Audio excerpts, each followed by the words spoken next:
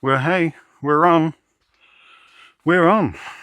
Welcome to Inside the Video Store with myself, Dave Wain. Thank you for joining me. It's a really busy week, and I don't really know where to begin. So instead, I'll tell you about my bathroom. Oh, I'm having a new bathroom this week, and I don't do renovations. I don't. It's a lot of hassle, isn't it? But I've been there 20 years, and it's one of those where, the bathroom, because of repetitive use and all that kind of thing, it starts to look really dated and gets a bit clunky and gets a bit just old. And yeah, I had a horrible experience first time around, because my dad was one of these people, brilliant, absolute genius, but one of these people who kind of took over like renovations because he'd done that before. I've done this before. Let me get the people in. I can get the people in to do the thing for the right price. So we got these people in, English guys. No shocking. If they could cut a corner, they would cut it. So it's just like, oh Jesus. So anyway, from day one, things were leaking and out of whack and wrong angles and putting incorrectly and things like that. So, but you live with it because you do live with stuff. So anyway, I got to the stage where I thought, well, no, I've got to do something. So I had two Albanians, two Albanian guys. Sounds like a joke. It's not a joke. I had two Albanian guys, and I have never seen anything like it. I've never seen anything like it. They've been on it for 2 days. And Jesus, their work ethic puts us all to shame. Yesterday they didn't leave till 8:15. They were there for 11 hours. Today the same, 10 hours, left at 7:15. Running up the stairs, down the stairs, up the stairs, down the stairs. Jesus, honestly, they're doing a great job, fantastic. But holy moly, they earn their money. Holy cow. So today has kind of been taken over. It's late tonight on Wednesday, so I'm just going to give you a 25-minute segment now, because it's been a weird day for me. I haven't been out and about. I've been kind of, I thought, although they're on their own yesterday, I thought I should kind of like show my face today and be around just in case, tea, coffee, all that kind of thing. But I ended up like literally being glued to the sofa all day watching films, which I haven't done on a day off for about 4 years. More, 5 years, 6 years. I haven't sat there on a Wednesday on a day off and just powered through movies. Oh, it's so good. It's so good. Just really, really enjoyed it. Nothing like sitting on the couch at midweek with the curtains closed on a bright sunny day, watching films. Just loved it. So yeah, saw some good stuff. We just started a new audio commentary, which we're taping for 88 Films next weekend. So I needed to start the prep for that today, which I did, which is cool. I also started to prep a new essay for the Schlock Pit, which was looks at Lap Dancer, a very Showgirls style riff that came out almost pretty much exactly the same week as Showgirls did at the theatre. So yeah, it's been a good day. It's been a good day, but we need to get through this because this is crazy. 18 titles came in today. 18 titles. Nuts. Next week, 16 titles. That's 34 titles in the space of 8 days. I don't know how I can't keep up. I don't know how people can keep up. It's nutty. It is absolutely nutty. So we will go through these. Then later on tomorrow, I will do What's in the Box. We have some stuff from Indicator Sale. We have some Tartan Asia Extreme coming in. We have some bits and bobs. And we have some Boys on Film, let me tell you.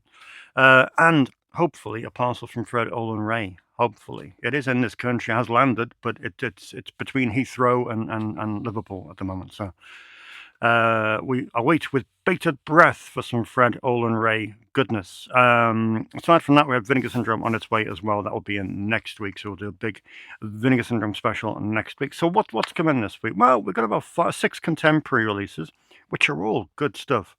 And then the rest are a dozen boutique releases, which are immense. But we've got to start with this.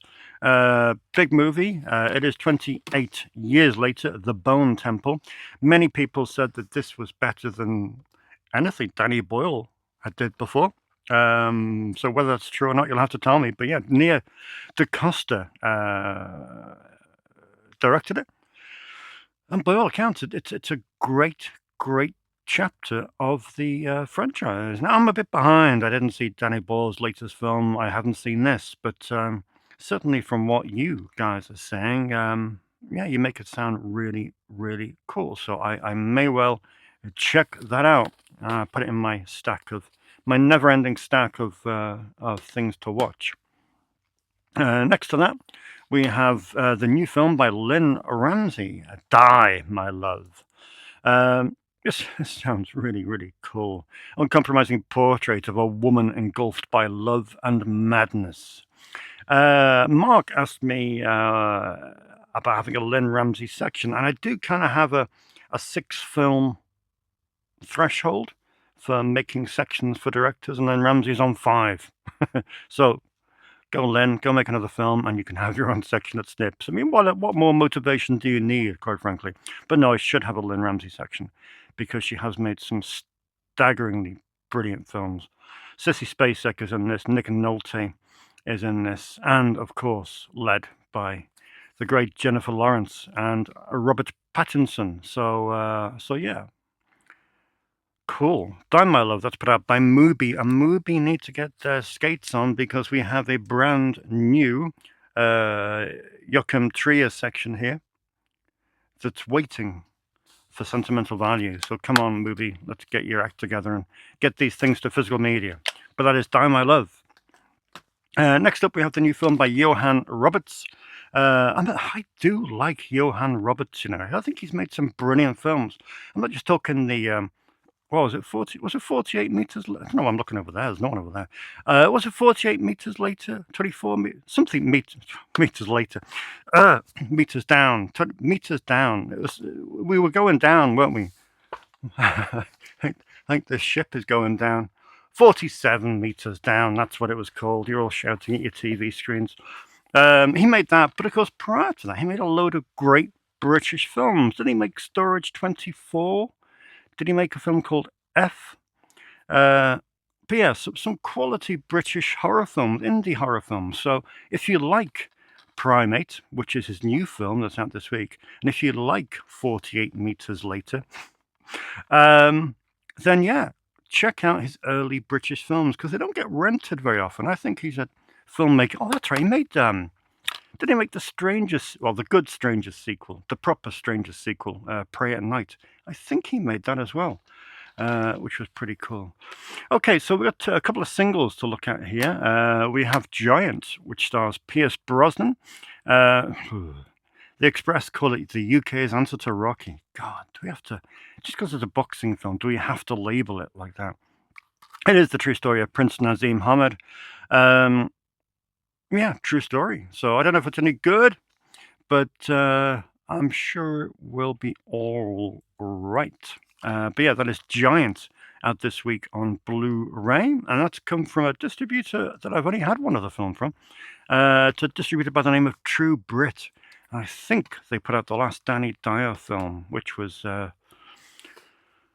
Nose Candy. Marching Powder. Close. Mercy is another film that has come out on Blu-ray. This looks a bit of a sci-fi thing. Timur Bekmambetov directed it, and I think he directed Night Watch, did he not? Now, that was a classy film that never, ever shifts. Never shifts these days. And it's a great film. Do you ever see Night Watch and Day Watch? They were great. And they deserve to be rediscovered by a new audience, to be honest. Do we have Blu-rays for those? Do we? I don't know. But either way, they must be on Blu-ray. Maybe if I upgraded those two to Blu-ray, they might start shifting. But I did enjoy those when they came out. But yeah, this is his new film, which stars Chris Pratt, Rebecca Ferguson, and yeah, it looks like a bit of a sci-fi type deal. Excuse me, just a bit of a choking session. Wasn't this the one that was left on the shelf forever? Didn't Warner's want to write it off as some kind of tax write-off? I forget. Anyway, it is Looney Tunes, The Day the Earth Blew Up. I'm sure there's some kind of controversy around it. As is, judging by the 2024 copyright logo, then I'm presuming that's the case. But here we go. Porky Pig and Daffy Duck becomes Earth's only hope when their antics at the local bubblegum factory uncover a secret alien mind control plot. Looks great. We love a bit of Looney Tunes. DVD I went for because kids tend to have DVD players in their bedrooms when they rent movies, so Blu-ray doesn't shift quite as well. But we are now onto Universally Blu-ray, a stack of Blu-ray and UHD. 5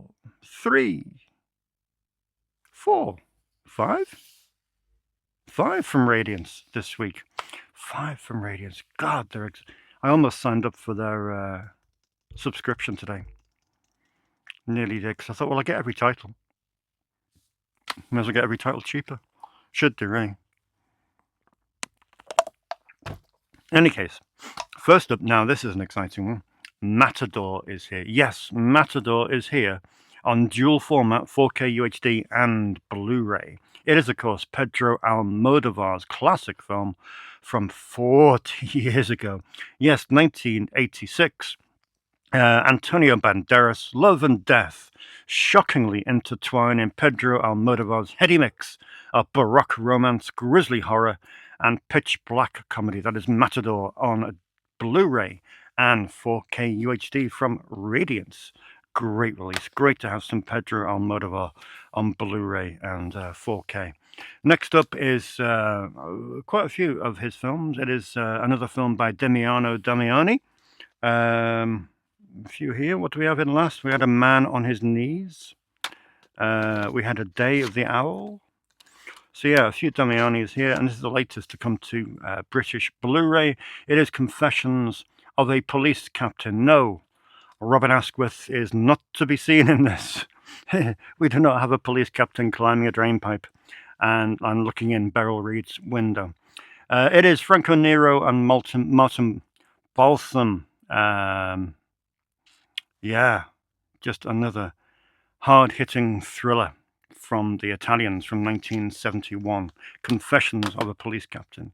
Next up is an unusual film from Johnny To. We have a Johnny To section here, which is full of the usual, crime thrillers. I'm thinking Election. I'm thinking PTU. Johnny To has a reputation for those, grisly, full-time killer style things. But here is Romancing in Thin Air. 2012. An enduring romance, a powerful and moving meditation on grief, loss, and the power of cinema itself. We'll get to Radiance a bit later on with a few other things. First up, though, we have the first Criterion release in about 6 weeks, and it is Ernst Lubitsch, Trouble in Paradise, 1932. It's a pre-code duel, glittering with witty innuendo and elegant comic invention. Herbert Marshall stars, as does Miriam Hopkins. And here it is, courtesy of Criterion on 4K UHD and on Blu-ray. Second run are back this month with Extreme Private Eros, Love Song, 1974. This is a film by Kazuo Hara, and it's a documentary. It's an intensely personal film. This was made because he wanted to maintain a connection with his former partner. And so he proposed to her, not marriage, he proposed to her the idea that as she built a new life for himself without him, he can follow her with a camera. Sounds absolutely spellbinding. But yeah, that is Extreme Private Eros. Out this week from Arrow Video, we have The Eye. The Eye, the Pang brothers, Danny and Oxide. Had this on DVD for many, many years. It had an American remake, of course, as you well know. And it was great to see it this week on 4K UHD. It is on 4K UHD only, no Blu-ray. Because it's still, a quarter of a century on since The Eye came out, nearly. And it still packs a punch. It's still a deeply unsettling horror film that delivers in spades. Out from Third Window is new directors from Japan. It's a new series from Third Window. No, actually, they put something out with this title before, but yeah, new directors from Japan. This edition looks at Takashi Ono. So we have four films coming in, all varying from 9 minutes to 40 minutes to 60 minutes. And these look absolutely wild. We have Cheating Office Lady, Wet Galaxy, Fashion Runner, Pick It Up and Throw It Away, and I Am Baseball. But yeah, another great success for Adam Terrell, the CEO of Third Window, who's putting out some films that you would never ever think would find a market in the UK, but they do, and that's to be applauded. From Hammer this week comes Crucible of Horror. It's not a Hammer film, but Hammer have acquired the rights to a number of British horror films from the Hammer era. Crucible of Horror is one. It's from 1971, and of course it stars Michael Gough. Cool. Looking forward to it. I don't know if I've seen this before, so I hope you're looking forward to checking it out. One I did check out this morning, well, last night, but it didn't last too long because I've been up early this week for the men. Been up early. I don't get up before 8:30 in the morning.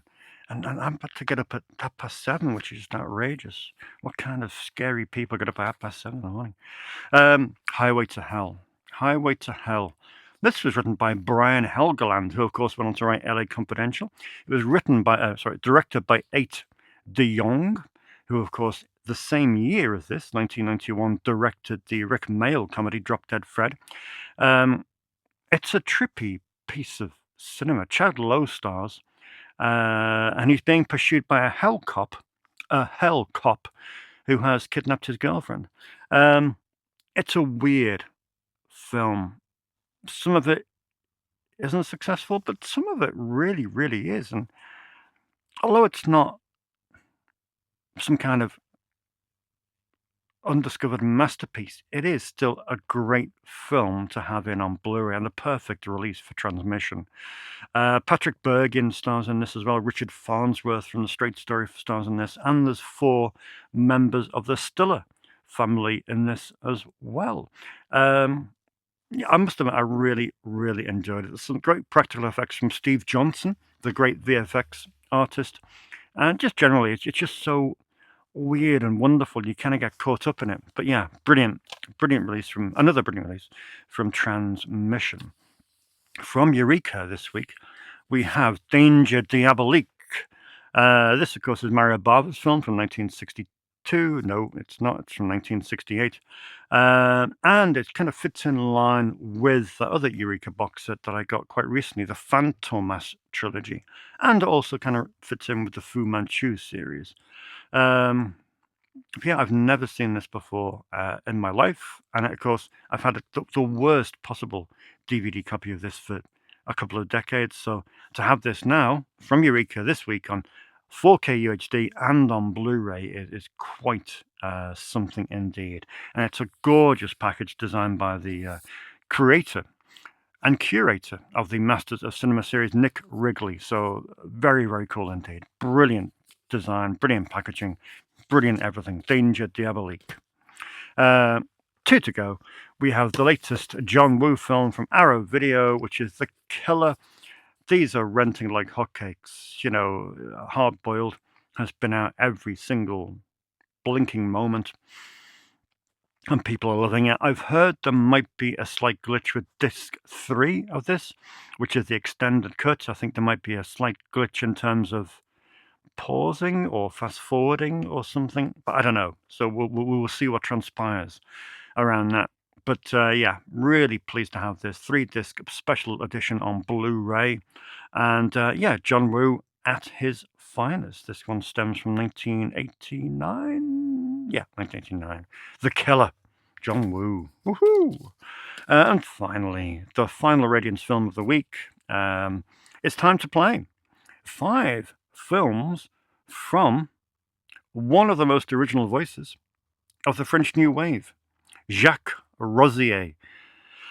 He crafted the cinema attuned to the beauty of cinema, of beauty of heartbreak, of chance, improvisation, and spontaneous fun. We have 5 of his films. We have Main Ocean Express, Fifi Martingale, Near Away, The Castaways of Turtle Island, and Adieu, Philippine. So there we go, another stunning box set from Radiance of films that I would never even have dreamt of, really. So yeah, very cool. And nice to read today that Radiance are releasing an Abel Ferrara film later in the year. So I'm hoping it might be something like Our Christmas. That would be very cool indeed. Something that hasn't been here in the UK. So I don't know. We'll see. We'll see. We'll see. Okay. So they are the new releases. What time are we on, people? Are we on half an hour yet? Probably. We're on 21 minutes. Shall we go on? Shall we go on? Yeah. Let's do 5 more minutes while I'm here. What are we going to do? I'm going to show you these. Because I'm really proud of these. I'm really proud of this section. It's the queer cinema section.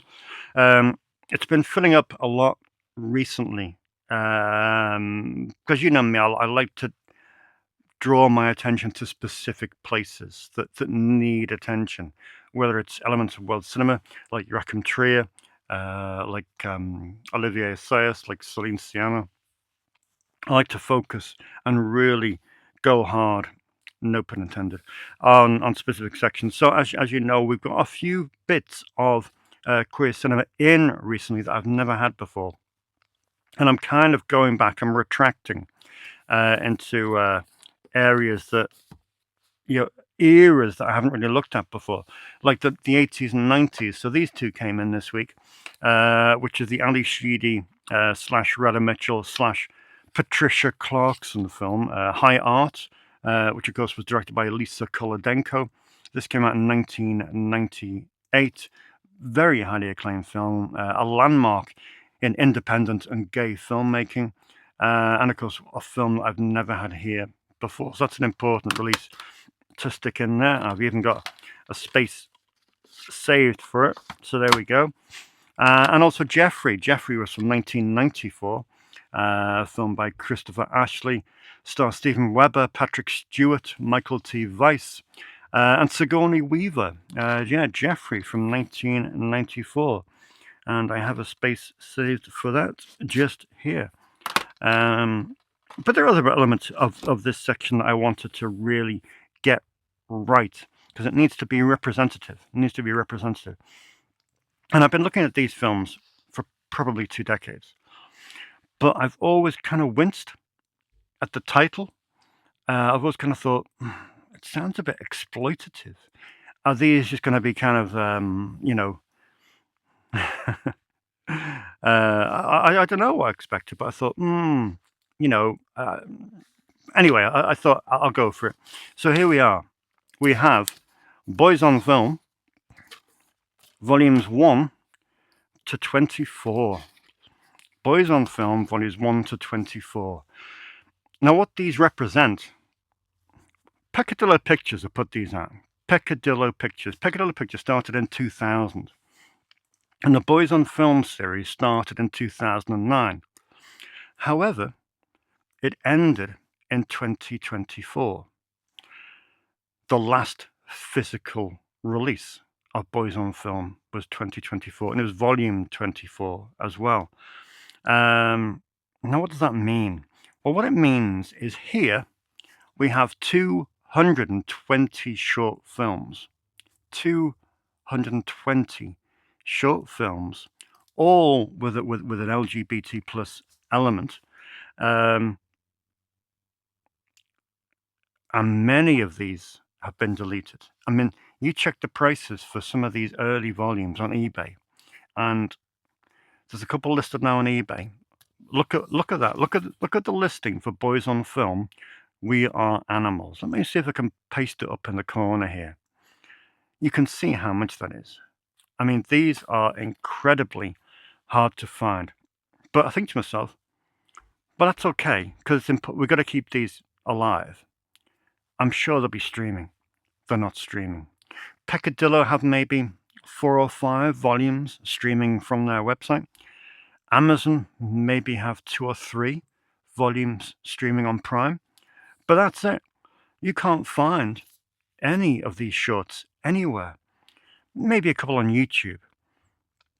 But you think to yourself, well, these are 220 unique filmmakers, you know, and to have their work unavailable just it makes me so sad. It really, really does. So here they are.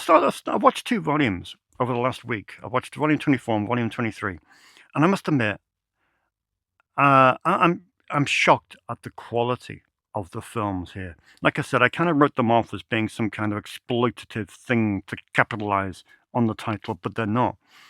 They're actually very, very touching, funny, brilliantly shot, brilliantly told stories, all between, well, they vary, but the majority are around about 15 minutes apiece. There's 9, 10, 11 shorts on every disc, and they are quality, and they're not just for an LGBT audience either. I think anyone could watch these and appreciate the quality of filmmaking. You know, there's not many avenues on physical media for short films. You know yourself, I mean, have so many filmmakers come in here who are 20, 21, 22. They're making their own shorts. They're exhibiting them, you know, to each other and some places where they have, you know, short films showing. But other than that, you wonder what's going to happen to the short films. Yes, they might be hosted on YouTube, but to have these collected, I think is really, really important. So yeah, I've been blown away by these. I'm going to carry on watching some of these volumes, you know, between jobs, because like I say, you can knock a couple off while you're having your breakfast. That's a bad turn of phrase. But you can watch them at any time. And like I say, in terms of drama, I mean, I must admit, I've just seen the end of volume 23 today, and that was unbelievably depressing. But it was great quality, great quality. So I'm absolutely thrilled. I can't believe I kind of dilly-dallied over these for so long, because I think they're tremendous. And what a job Peccadillo have done over the last 17 years to release these onto physical media. Like I say, now it's a bit of a worry that they will disappear, but hopefully at least they have a home here so people can check them out. Right, that's it for me for today. It's very late. I'm going to go home and do some more prep for a commentary. And tomorrow we will reconvene and we will look at the rest of the What's in the Box and a few other bits, as well as competition results and comment section as well.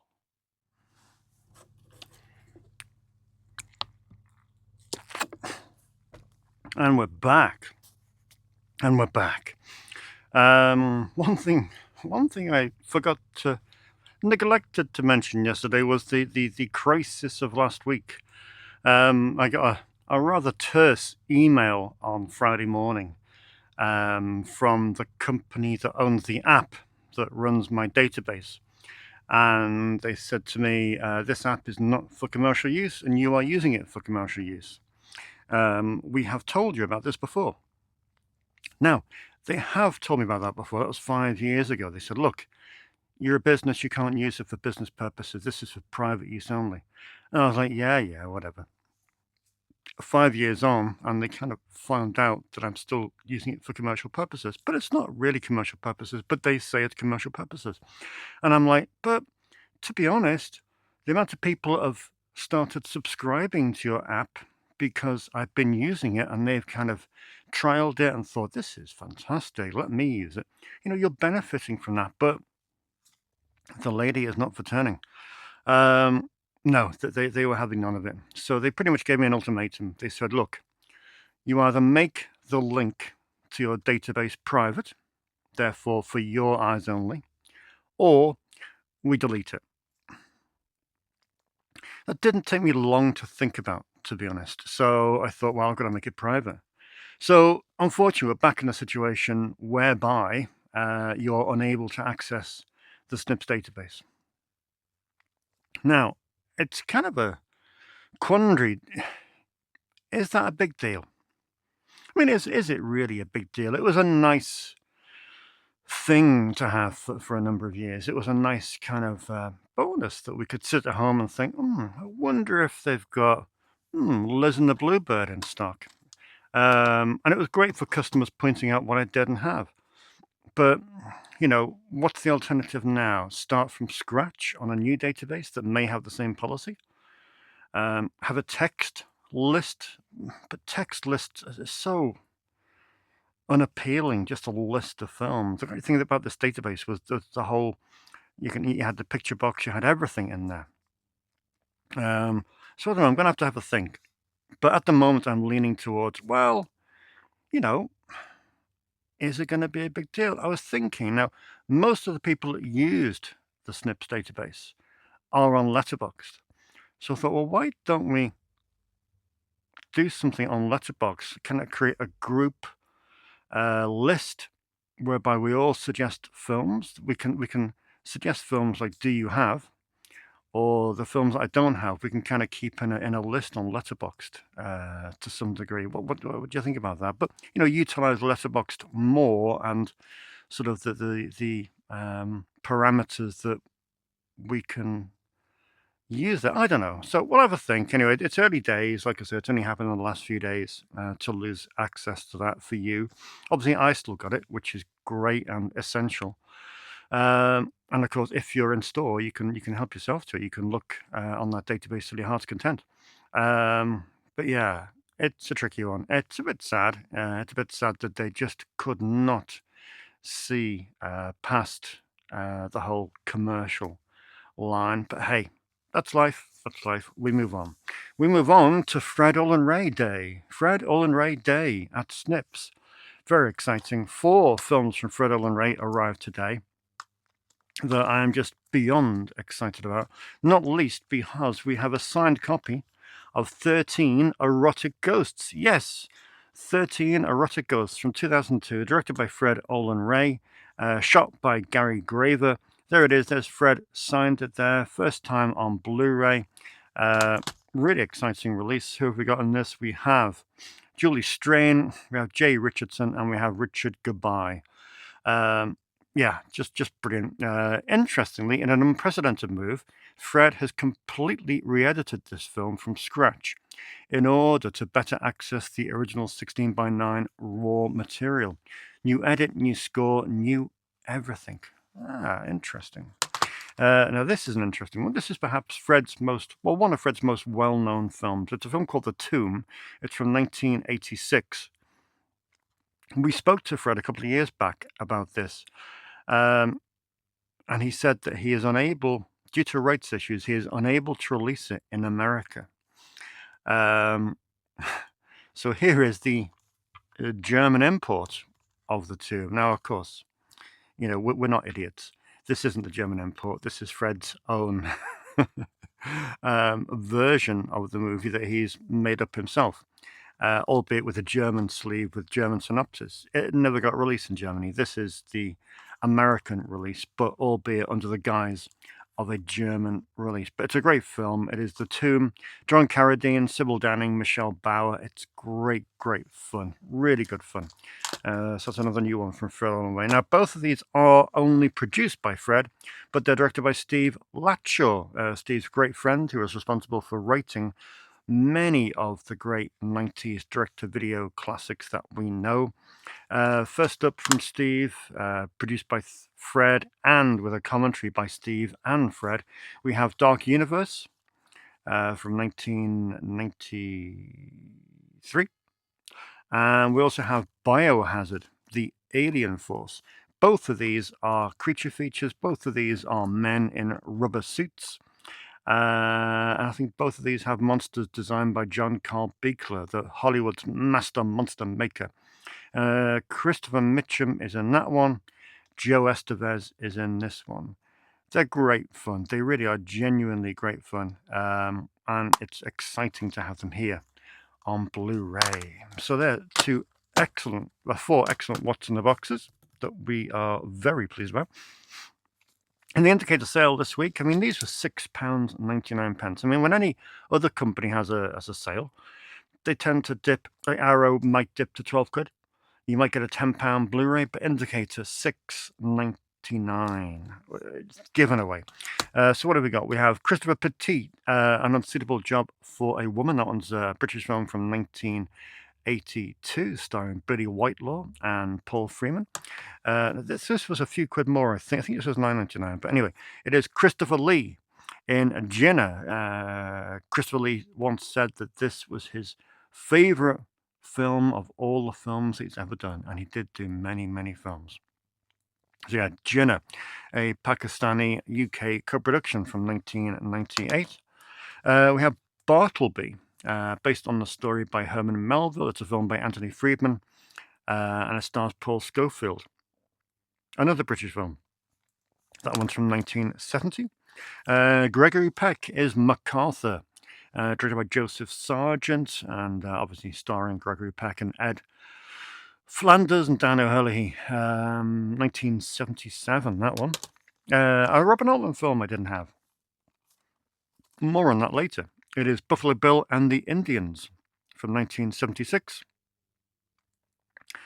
Paul Newman in that one. Paul Newman, and produced by Dino De Laurentiis. And more indicator, we have Bette Davis and Michael Redgrave in Connecting Rooms. This one's from 1970. Written and directed by Franklin Gollins. It's another British film. And yeah, it sounds like a really interesting premise on that. And finally, from indicator, we have Peter O'Toole with another Peter directing. It's Peter Yates. And it is, Murphy's War. Murphy's War. That one's from 1971. Awesome. So yeah, bowled over with those indicator releases. Really bowled over. Like I say, if I had to pick between Criterion, Masters of Cinema, and Indicator, I think Indicator is the section with the most holes. So we might do some damage in a few more of the indicator sales if they pop up throughout the year.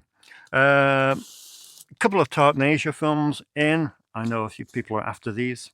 Bangkok Haunted is in, co-directed by Oxide Pang. We have Marabito, which I know Henry is after, directed by Takashi Shimizu, director of The Grudge. I did see that this week. I wasn't that keen on it, unfortunately. More Oxide Pang. This one is Abnormal Beauty. All of these range from about 2004 to 2006. I think that was the kind of peak year. And then finally, we have Cello by Lee Woo Chul. Again, that one's from 2006, I think. Yeah, they all sound pretty cool, and they'll be going directly into the horror section, not the Japanese section at World Cinema. Cool, that's those. A few more bits arrived today. The Hammer catch-up continues. Only 2 to go now, which are the 2 Quatermass films. So this is the last kind of undiscovered oddity that they released. This is The Man in Black. The Man in Black, which stars Betty Ann Davis and Sid James. It is available on 4K UHD and on Blu-ray. Yeah, I just love these Hammer restorations. Yeah, well done to John. John took one out at the weekend, so hopefully he enjoyed that. He took the new one out, I think. I forget what it's called, Man Trap maybe. But this is The Man in Black. And yeah, like I say, available on dual format, 1950 this dates from. And Sid James is in it. Tom at the Farm. Tom at the Farm. I love a bit of Xavier Dolan, one of my favourite filmmakers. I've had this on DVD for many, many years, but Nathan was in at the weekend and he graciously reminded me that this is available on Blu-ray. So I've upgraded Tom at the Farm by Xavier Dolan to put in the Xavier Dolan section. One of his best films. I love this film to bits. I think I've got it in my Letterboxd top 4, actually. And we mentioned Robert Altman before that I didn't have. Here are two more Robert Altman that I didn't have, which I do have now, both of which weren't the easiest kind of things to get a hold of. That Cold Day in the Park is the first one. And that one dates from 1969. Yeah, this was made 1 year before MASH, and it's described as an underrated psychosexual chiller. The first true Altman film. So yeah, that is That Cold Day in the Park. And the really, really, really hard to find one that I finally got after losing about 3 different auctions is Three Women. Three Women. Yeah, this was made in a run that consisted of McCabe and Mrs. Miller, The Long Goodbye, and Nashville. I mean, what a run. This is a dreamy masterpiece that would fend off Star Wars as Roger Ebert's best film of 1977. Sissy Spacek stars in this, as does Shelley Duvall. So yeah, brilliant. Three Women. So pleased to finally have a copy of that. And finally, in the new arrivals, we have this one. We have Insignificance. It is a film by Nick Rogue. This one was requested by Dominic over the weekend. It looks really unique and really interesting. So I thought, well, yeah, I just have to get this in. It stars Teresa Russell, Gary Busey, and Tony Curtis. That's a threesome that you would never have expected. It was put out originally by Network, the dearly departed Network film. And yeah, here it is on Blu-ray, Insignificance by Nick Rogue. Cool. We're done with the new arrivals. Oh, we got two great compilations from Cherry Red as well. This Can't Be Today is American Psychedelia and the Paisley Underground, 1977 to 1988. A very impressive 3-disc compilation that I've been listening to today. That is This Can't Be Today, Cherry Red Records. And also Step It Out, The Roots of Garage Rock, 1963 to 1965. 90 tracks on that, 92 tracks on that. Stunning compilation. Again, by Cherry Red Records, one of their offspring labels called Strawberry.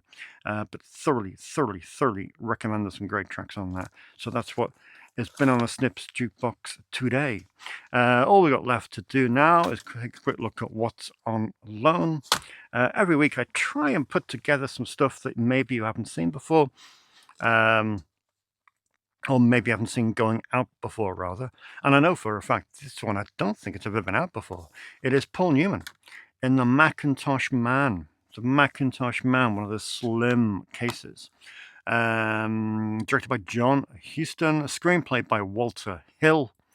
Yeah, Paul Newman is in this. It looks like a great thriller. So I must try and watch this myself from 1973.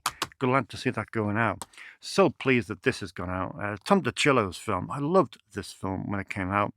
Along with the great indie films of the early 90s like Reservoir Dogs and Clerks. This was one of my favorites, Living in Oblivion. It is the most accurate portrayal of filming a low-budget film. Well, kind of. But it's great. Steve Buscemi is in it. Catherine Keener is in it. Dermot Mulroney, James LeGros. And yeah, Tom DiCillo made it. Tom DiCillo made some great films, including Box of Moonlight with John Turturro, which I don't think has had a UK release, but I wish it would do, because I am partial to that. And he made The Real Blonde, which is another 90s indie film that I really like.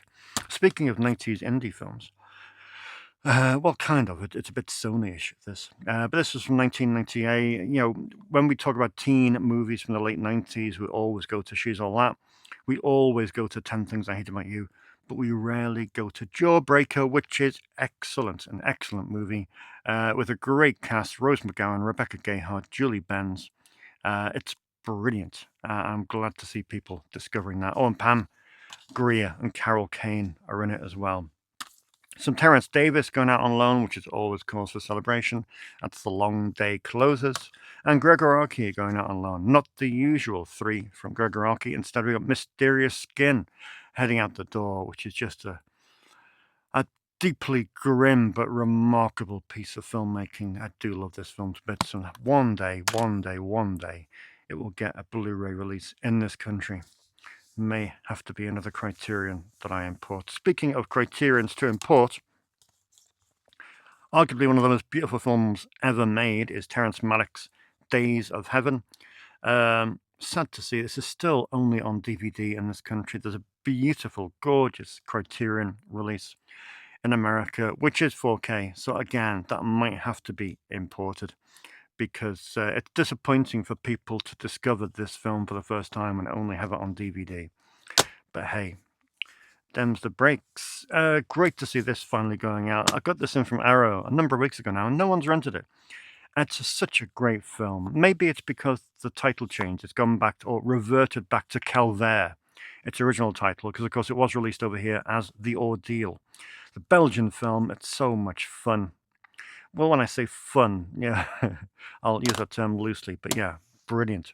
Instant Swamp, again, great to see one of my customers going through the third window section with such fine detail. And yeah, these are such fun films, and I'm so pleased that people are discovering them. This is a film that's been out in decades. Eurotrip. Remember all those kind of American Pie style rip-off movies? Well, American Pie style / road trip rip-off movies that came out in the, what was it, mid-noughties, wasn't it? Yeah, 20 years ago. I mean, I don't know anyone in this movie. I don't recognize any of the names. So presumably nothing really happened to them in terms of stardom. But that's what they could do. They could put generic actors in films like this and slap, from the producers of Road Trip on the front. And Unseen. Remember those Unseen banners that used to grace every DVD case? Unseen. American Pie. Unseen.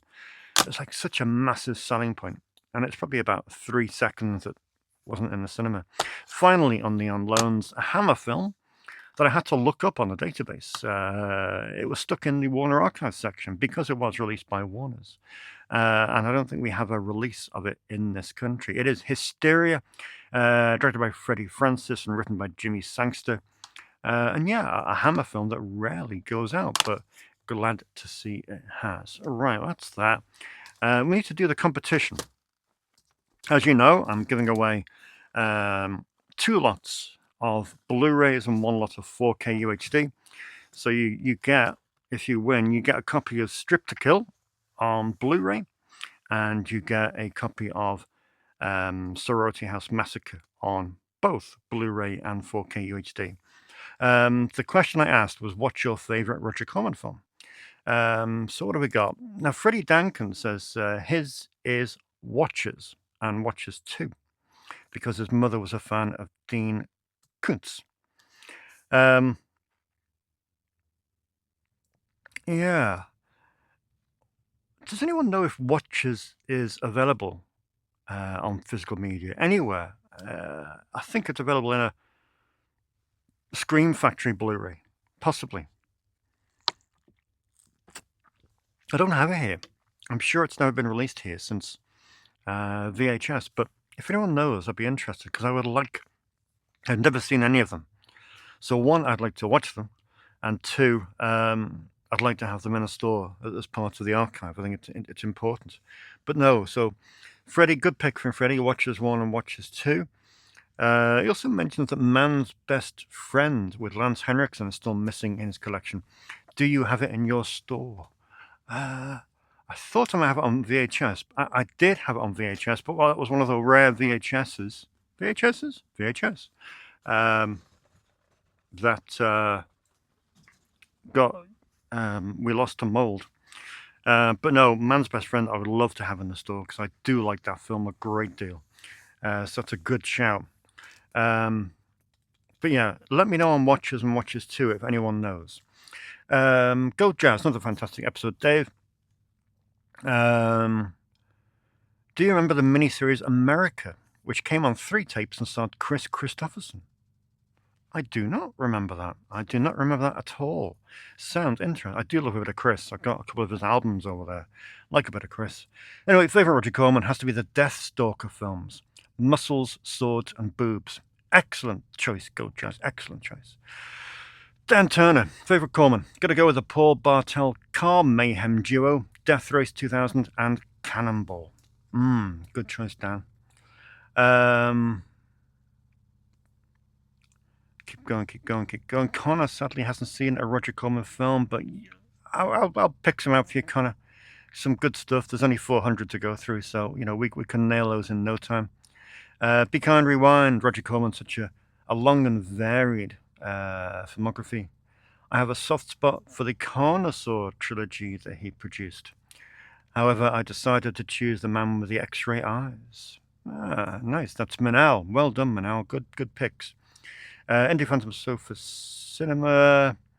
We'll get to that in a minute. Mark says, Roger Corman, it's a standoff between Battle Beyond the Stars, Attack of the Crab Monsters, and A Bucket of Blood. Yeah, he's gone for Bucket of Blood, as Dick Miller is in it. And if you haven't seen the documentary on Dick Miller, Mark, you must see that. It's great. It's over there. Filmwolf says, I have a soft spot for the Corman-produced Cockfighter from 1974. Ethically problematic, but still a gritty, bleak character study, starring the never less than brilliant Warren Oates. Yeah, that's very true. It's very true. I did see Cockfighter on a bootleg once, and it is a very powerful film. John Hughes, everyone talks about Easy Rider as the best biker movie, but I'd have to go with the excellent Roger Corman film, The Wild Angels, which also stars Peter Fonda. The film is crazy, non-stop madness. Good pick, John. Henry, how am I supposed to choose just one Roger Corman movie? The best is easily Targets. Yes, I concur. The ones I've rewatched the most are probably The Mask of the Red Death, Death Race 2000, and Piranha. Which Piranha, though? Only joking. My first thought was Galaxy of Terror. A rapey alien ripoff. Right. Robert Englund in it. Yeah. Joni off Happy Days. Zalman King. Tricky one. But yeah, good suggestions, Henry. Good suggestions.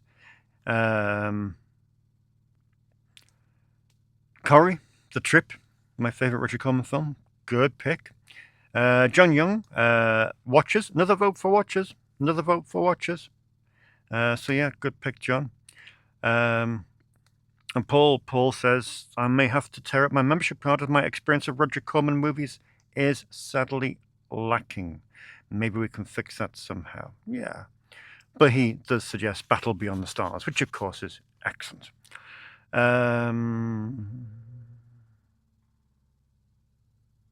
Yeah, so that's all competition entries. So, all right. I think. Double check. Yeah. So we're going to go for. Who mentioned Carnosaur? I think it was Manal.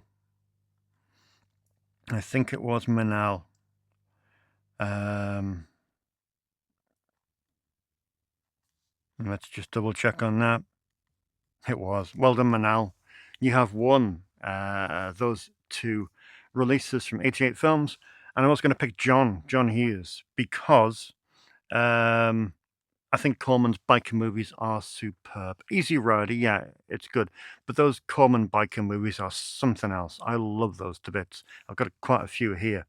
But yeah, definitely good picks, and a little bit left field, so I quite like that. So well done, John. Well done, Manal. You are this week's winners of the competition, but stay tuned, because we got copies of Arcade, the Charlie Band film, coming in a couple of weeks' time. And you can win yourselves a copy of that on Blu-ray, which is well worth a look. Thank you for entering. Great answers, really great answers. And let me know if we can get to the bottom of the watches conundrum. Will Lang says, The Good, the Bad, and the Weird was the first Arrow thing I bought. A really cool little package. Great to see. The Park Chan-wook upgrade. May have to rewatch Cyborg. Yeah. I think it's worth a go. Well, I think it's worth a go. What else have we got? Anti Phantom Sofa Cinema mentioned Streets. He rented it in Vancouver. Really enjoyed it. Rented it with a fairly well-known DP. I'd like to know who that was in the Phantom Sofa Cinema. Also, you mentioned The X. Yeah, a really good 90s thriller, which might be the film I watched tonight. I had no idea it was a Larry Cohen script. Yeah, it's good. Let me know if you've seen that in the Phantom Sofa Cinema. Who else we got? We have... James. James, of course, was the debutante renter of Mr. 3000, the Bernie Mac movie. He said it wasn't bad. Felt like he had the scope for more emotional roles. A cut-and-paste sports movie, but one that provides more heart than others. That was Mr. 3000. James was the first renter of that movie in 20 years. Who will be the second in 2046? Who knows? Stay tuned for episode 6047 of Inside the Video Store. James Wells says he loves a good rural horror film. I do love a rural horror film. A few favorites of his would be Pumpkinhead, good choice, although Pumpkinhead 2 is superior, dare I say. Sleepy Hollow, yeah, great Tim Burton film. City of the Dead, there's that City of the Living Dead, James, is it? And Jeepers Creepers. Oh dear, yeah. I happened to mention to James Jeepers Creepers, controversial. And James didn't know. I hate kind of breaking people's childhood memory because many people come in and their childhood memory is I loved watching Jeepers Creepers as a kid. It scared me to death. And I just have this automatic reaction where I'm like, I love Jeepers Creepers, but it's tainted, isn't it? And people are like, what do you mean? And so you got to explain, well, it was directed by a convicted pedophile who was bankrolled by Francis Ford Coppola. But let's leave that story for another day. Brick Build was gutted. There wasn't an on loan section, but he shot the gate early. We did do an on loan section.